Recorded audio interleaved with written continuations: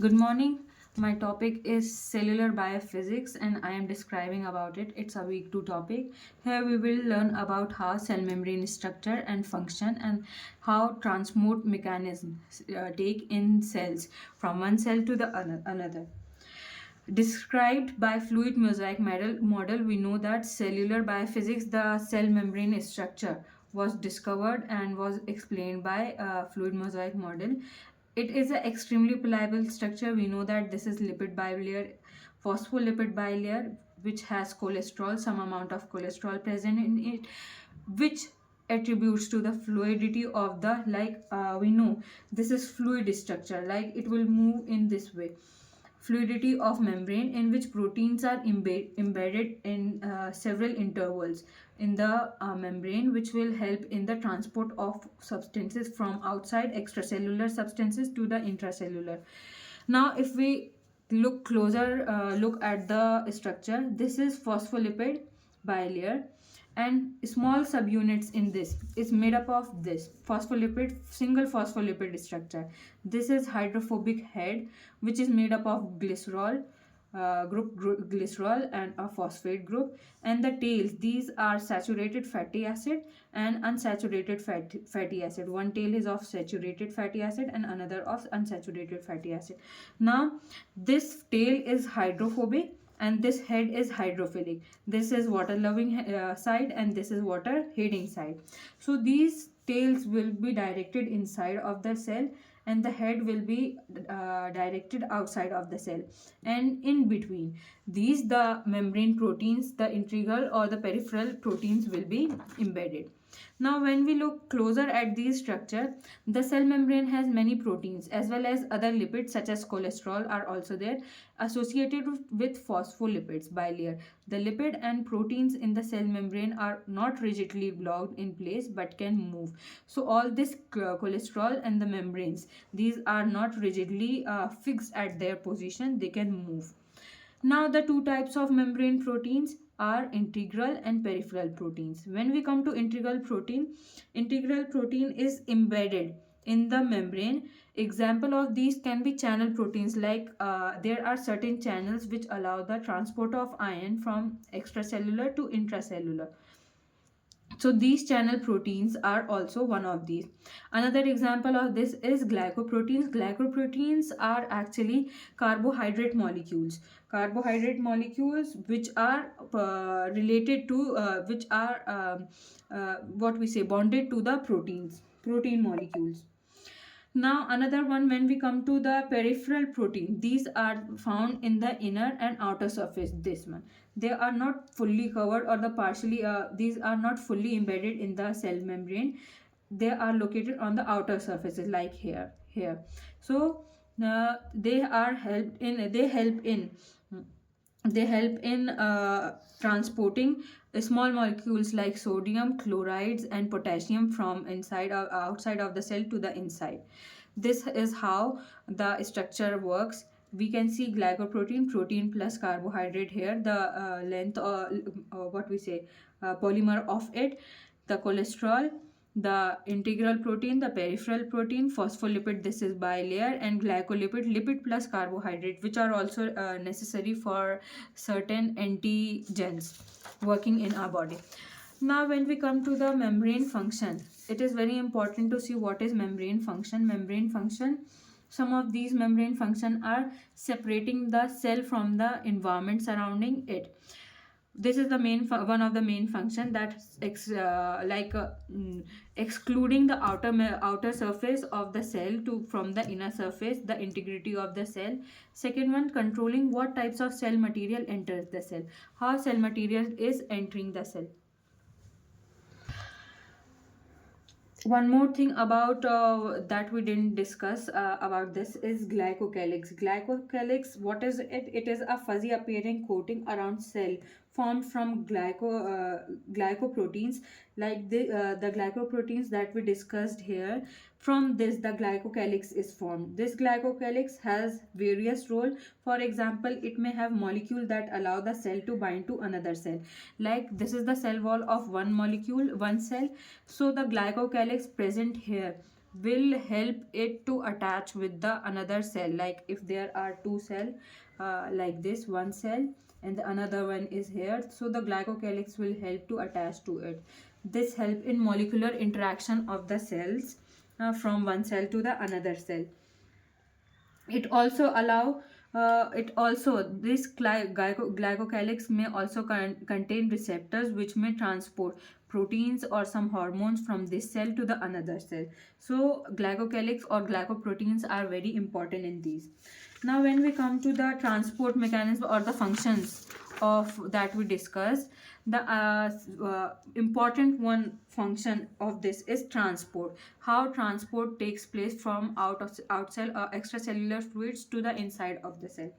Transport across the cell membrane.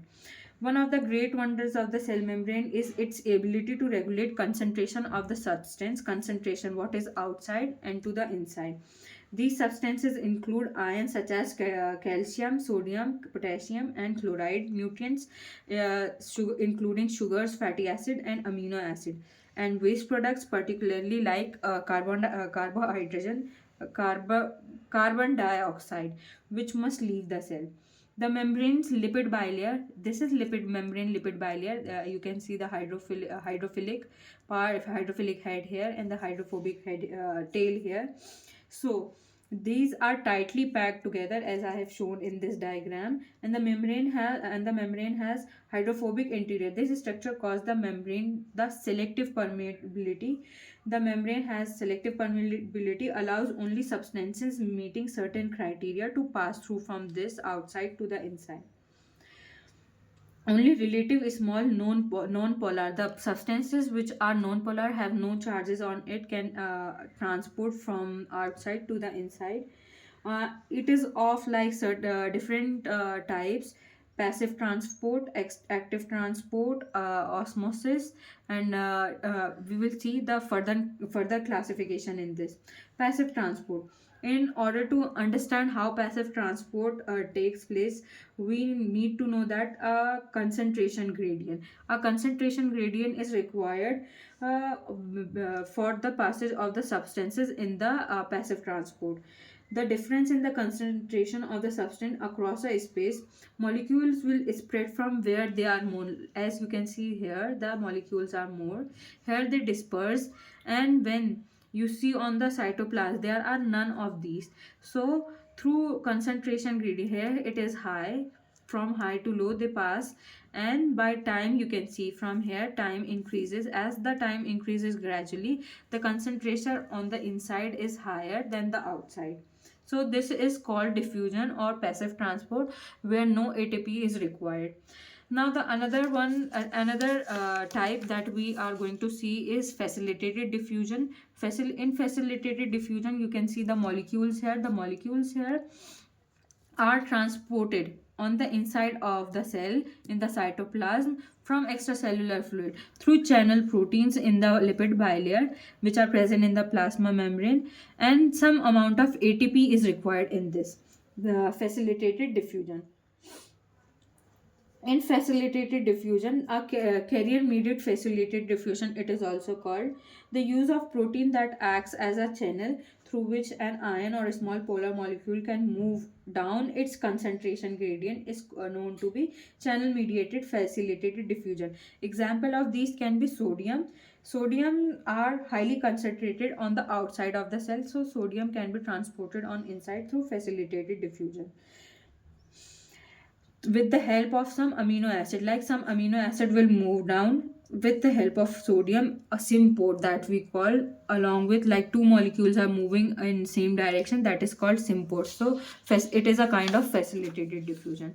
Now another type of transport mechanism in the cell is known as osmosis. Osmosis is of water. What we say is called water, only water through any semi permeable membrane. We can see here the solute molecules are same. Here it is low, here it is high. So the water molecules move from where the concentration of water is low. Like here the solute is more, the water concentration is less. Here the water concentration is more, the solute concentration is less. So the water move from more to less. So by the time we time passes, we here can see that here the water concentration is low and here it has increased. So this is osmosis. Osmosis is mandatorily, or we can say like very importantly only for water. This implies to RBC as I have drawn here. Here in hypertonic solution we can see the RBC.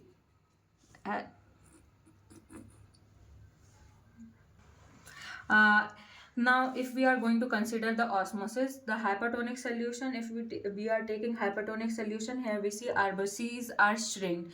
So the H2O, we in hypertonic solution, the concentration of solute inside is more and on outside it is less. So the water from RBC moves out, the H2O moves out of it, so the RBC shrink in size. When we go to isotonic solution, if we keep isotonic solution, the RBCs are in its normal size. The water moves in and the water moves out. That's all. In hypertonic solution, the outside concentration of water is less and inside it is more. So we know the outside concentration of solute is the outside concentration is less and inside concentration is more, so the water moves in and the RBC size bulges out. So this is all how the transport in the cellular biophysics takes place, and it's all its function and the structure of it.